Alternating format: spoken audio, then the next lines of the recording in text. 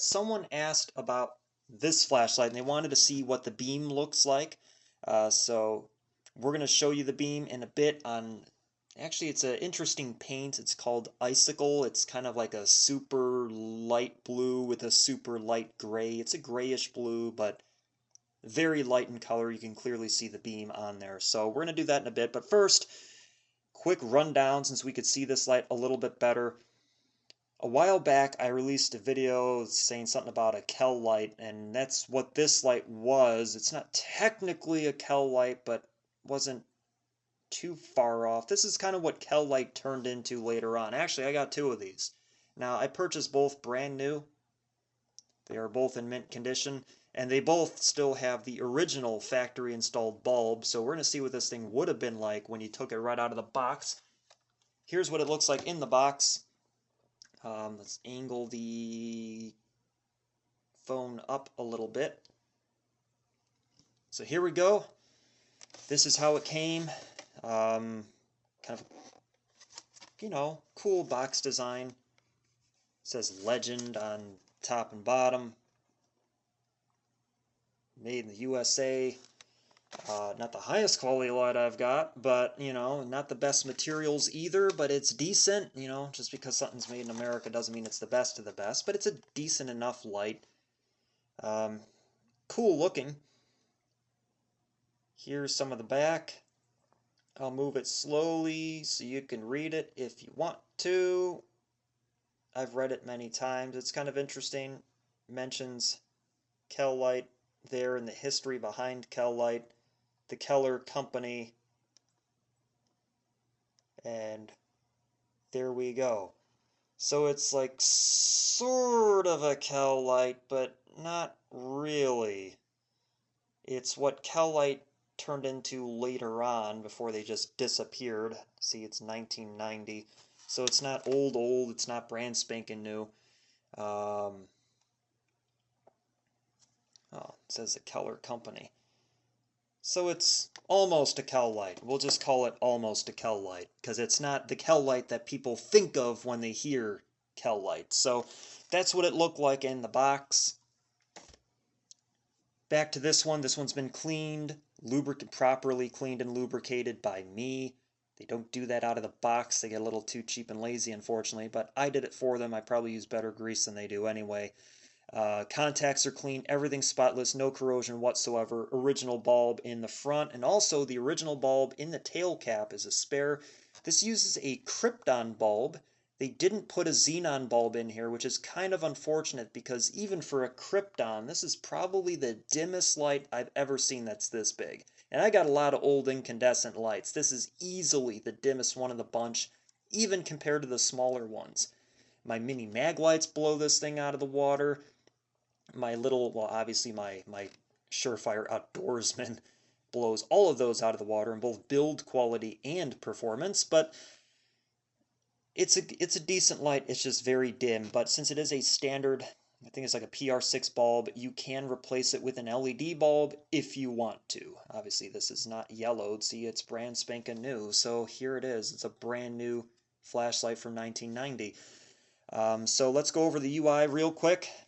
A light tap, or light press I should say, is momentary, so you can signal and look cool. I prefer to hold it like this. If you keep pushing down till it clicks, it's constant on. As dim as it looks in person with these brand new Duracell batteries, it's actually, as dim as it looks on camera I should say, it's dimmer in person than it is on camera, so it's actually a lot more pathetic. But, it turns on. So there's the high mode, if you can believe it, and again, much dimmer in person than what the video is showing. Now the low mode is even dimmer than that, and the low mode is controlled by this front switch here. So there's a low mode, and there we go. That's actually showing up pretty accurately for the most part. This one's a bit exaggerated on the video here, but yeah, so there's the user interface. I love the user interface. You can focus the beam a little bit. We're going to show you that on the wall. I would like to put an LED in this just to see how it looks, but I do like keeping my lights original.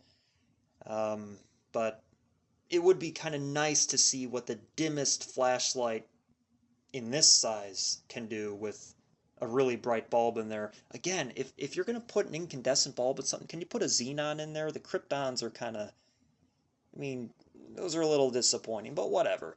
So let's show it on the wall here real quick. We'll show it here just because of color. I know there's a shadow, and it's actually darker in person.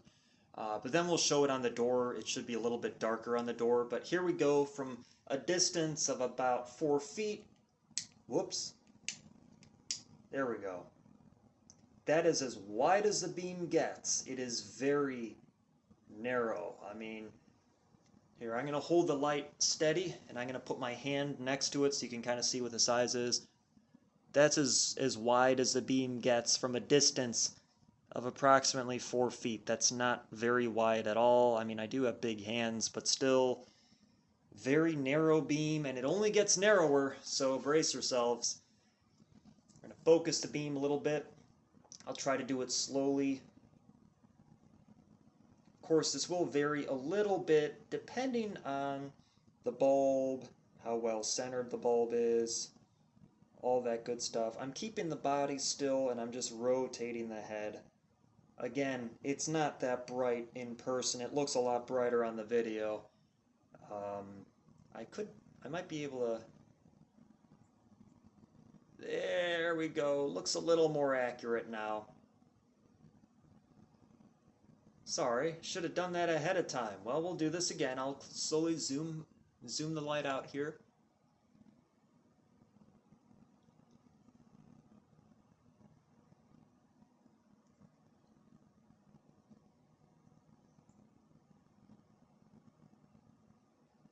And there we go, from about 4 feet. That's as wide as it gets. Here's a low mode, in case that wasn't dim enough for you. Hold on, let's do this again. Oh, that is as close as we're getting here on this one, but there we go.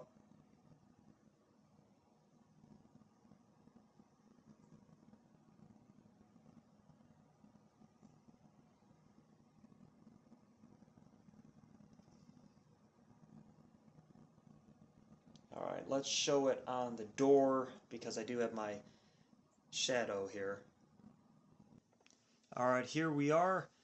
Same distance, approximately 4 feet. So there's beam. That's as wide as it gets. On the brightest mode. Fresh batteries, brand new grease, clean threads, clean contacts, all that good stuff. The old krypton bulb, again, wish they would have included a xenon.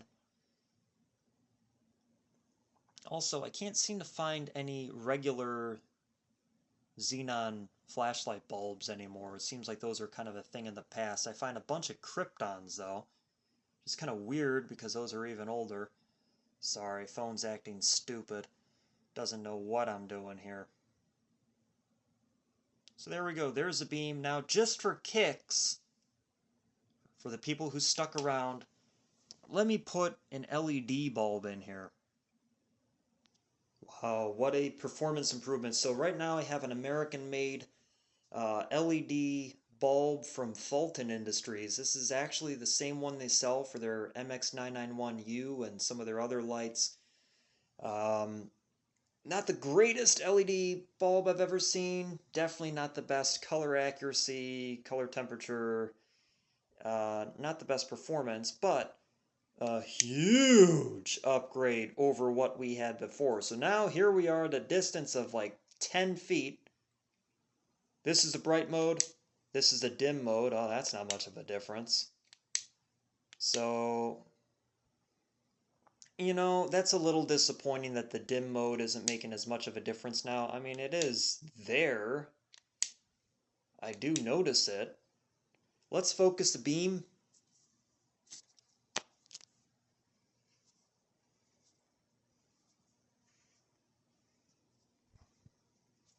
Okay, so it looks like that's about as tight as it's going to let me get. But still, I mean, that's it's actually a lot more usable now. I mean, I wish I could find a not krypton, geez, a xenon bulb for this, but no one seems to make those anymore, as far as I can tell. But there we go. This thing's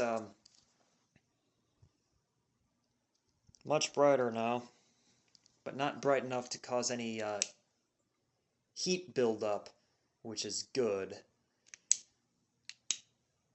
Although the low mode's kind of disappointing now, but the high mode's impressive. I just wish there was more of a difference.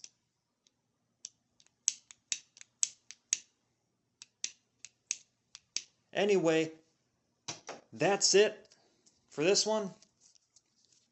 Maybe this helps someone out, because, you know, for that one person that sees one of these somewhere.